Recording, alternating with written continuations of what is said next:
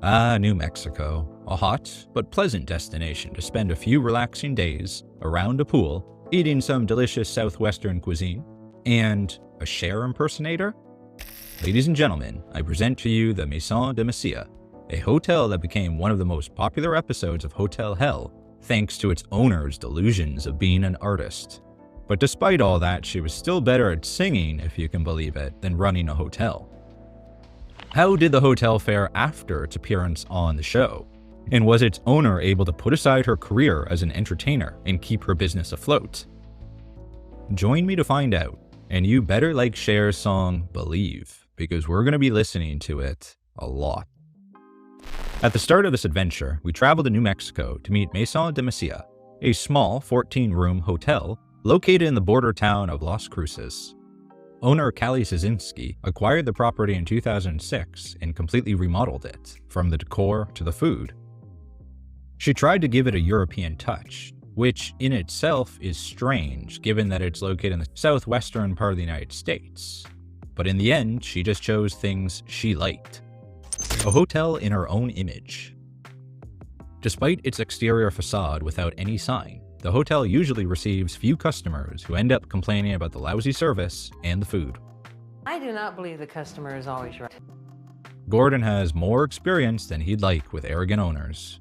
As for the food, it's also to Cali's preference, and she refuses to satisfy what her customers want. So far, there are plenty of arguments not to go to Meson De Mesilla. But Cali decided to add one more: singing shows. In the past, Cali had a brief career as a professional singer, although life separated her from her passion until she found the opportunity to buy the hotel, possibly just so she could sing.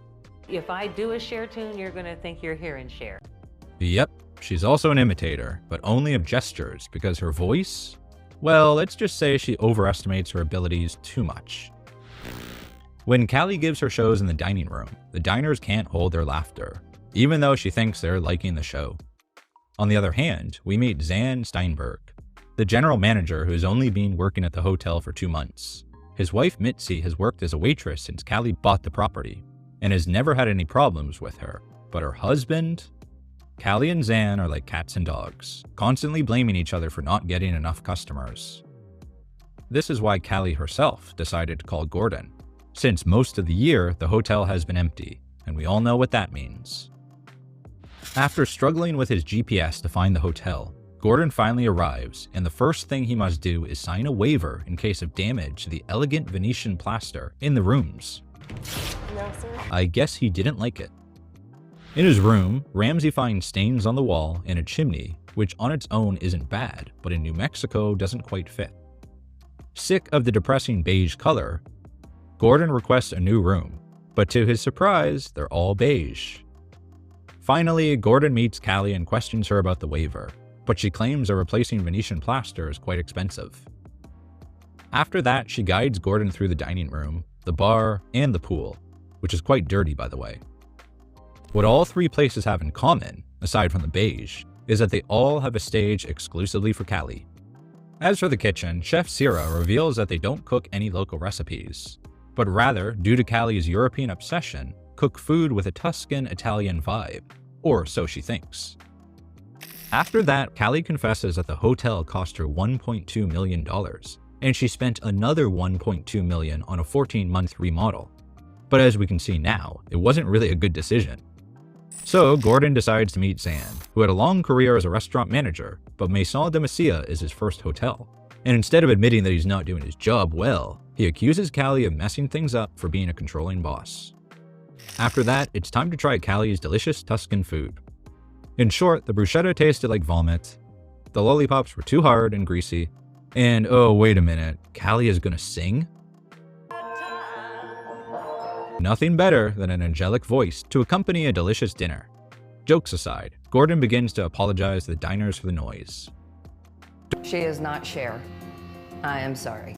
Don't worry, Mitzi, you should never apologize for telling the truth. To get away from the noise, Ramsay decides to go straight to the kitchen where he meets David, the pastry chef who was forced to fry seafood that was already cooked. Despite that, David doesn't lose his good sense of humor. Life.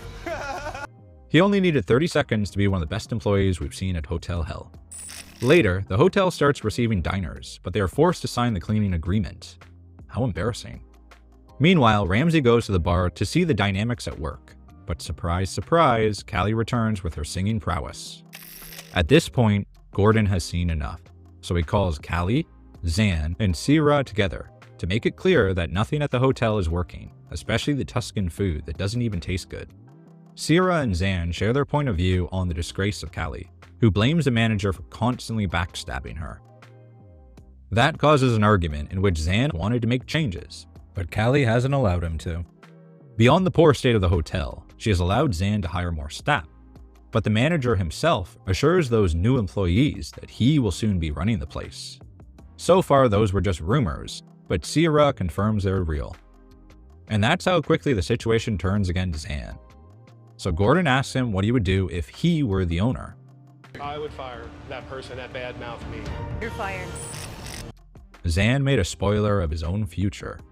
Upon learning that, Mitzi decided to quit. After a day full of tension, Gordon wants to relax by the pool even though the place is still completely filthy. Imagine going on vacation to a place as hot as New Mexico and you can't even cool off by the pool without contracting 1 million bacteria. Well, at least Gordon keeps hoping for a good breakfast, but he only finds coffee. In search of a proper breakfast, Gordon approaches a local town where he discovers a Mexican food truck run by David and his friend Chris. Gordon tries one of their quesadillas and is absolutely delighted with the taste. That simple quesadilla was 1,000 times better than all the complex food at the hotel, where David couldn't even share his real food. Motivated by that experience, Ramsay returns to Meson De Mesilla with some customers to give their opinions to Cali. The feedback is varied, but generally consists of the waiver signing being unnecessary, and the pool always being dirty, and they can't enjoy the food because of the singing shows. I would pay you $100 not to sing. Ugh, that hurts, but I agree with him. Among the clients is also the features director and senior correspondent for Travel and Leisure magazine, who reminds Cali that she has several valuable assets, such as a swimming pool, that are being wasted. Cali is rejecting the natural beauty of the locality. Thanks to that, Cali begins to understand that the #1 priority should be the clients, not her personal tastes. Therefore, she fully accepts Gordon's help. At night, Ramsay's team refurbishes the interior of the hotel and even some of the exterior, putting up a huge sign with the name of the hotel on it. Plus, there's now a room just for the breakfast buffet. And guess who is the chef in charge of that section? David. Cali finally recognized his value and gave him an important role in the kitchen. As for the new rooms, they are full of local colors and decorative objects, capturing the whole New Mexico vibe. Finally, let's move on to the pool, which went from being a nest of radioactive material to one of the best local pools in the area. Cali's stage was also modified, but she doesn't seem to mind yet. As a fun fact, at that time, that transformation was Hotel Hell's most expensive ever, with over $150,000 invested in the remodel. Despite that though, Cali starts to rethink the changes and thinks that Chef Ramsay just gave her a lot more work to do. Well, Cali, that's how you run a successful business. Cali then asks Gordon where her previous decorations went. Turns out they were a lot closer than she thought. They were piled up like a pile of garbage outside. Annoyed at how ungrateful Cali is, Gordon threatens to remove all the new decorations and relocate the old ones. That awakens some sense in Cali, and she prefers to thank him. But there is still one issue to resolve, and that is Cali's constant singing sessions. So Gordon, very gently, makes it clear to her that she should concentrate on the hotel as singing is not her thing. Fortunately, Cali accepts the feedback. For the relaunch of Meson De Mesilla, Ramsay invites new clients and a local band to cheer up the poolside. The guests love all the new changes, from the new rooms to the new menu. To keep business that way, Ramsay introduces Cali to Jeff Mahan, who owns several successful hotels in New Mexico. After that, it's time to say goodbye. But first, Ramsay shows Cali that he put her microphone in a block of ice. The guests are the stars. Now the question is, was Cali able to accept her new role off stage and lead her hotel to glory? What happened to Meson De Mesilla after the show? Well, I can't say if Cali got the message because Meson De Mesilla is still operating today, but it's been years since she was in charge. To find out why, we have to go back to July 2014, when the episode originally aired. Just a few days after that, Cali agreed to an interview with Las Cruces Bulletin, in which she mentioned that the hotel started receiving calls from all over thanks to her participation on the show. She also received some negative comments on social media, but for the most part, she received a lot of support and the hotel took off in popularity. There are not many reviews about the hotel at that time. We have to jump to 2016 to find some, and most agree that the service was good and they left satisfied. As for the restaurant, the reviews were a bit more negative, with a 2.6 rating on Yelp, mainly because the food was mediocre and overpriced. There are some negative comments against Cali and her singing habits, but it seems pretty obvious that those were left by angry viewers who watched the show. In 2016, Cali had already removed most of the changes made by Gordon under the claim that she could not make any of it work. Furthermore, she said almost every place he has gone to has closed, and I didn't praise God. This will be reincarnation 3 for me. What reincarnation are you referring to? Well, Cali had been trying for several years to open an independent restaurant within the hotel premises, and she finally found an anonymous partner with whom she opened NM Grill and Bar, hoping to achieve enough success to one day create a restaurant franchise around the concept. Apparently, that idea didn't work out because in April of 2017, Cali permanently sold Meson De Mesilla to couple Tom and Jiran Hutchinson for $2.85 million, according to the official sales flyer. The Hutchinsons presented an elaborate plan to remodel the site into a 10-room boutique hotel and turn it into a high-end dining destination with seafood, meats, salads, and more.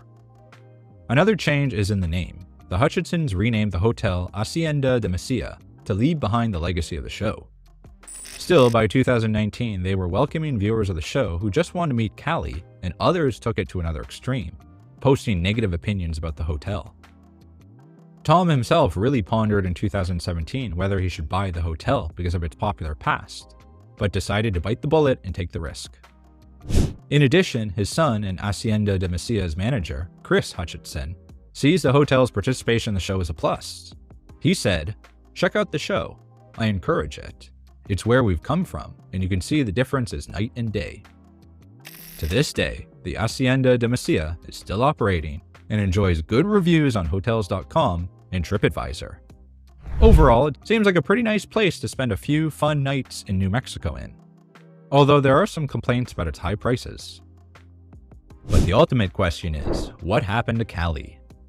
Well, Cali decided to pursue her real dream, singing. To this end, she adopted the stage name Cali McCord and is dedicated to singing for events. You can even find a video of her imitating several famous singers. If you watch it, she's actually improved quite a bit since the show. Cali currently lives in the Villages, a retirement community in Florida, where I imagine she must do a show every single day.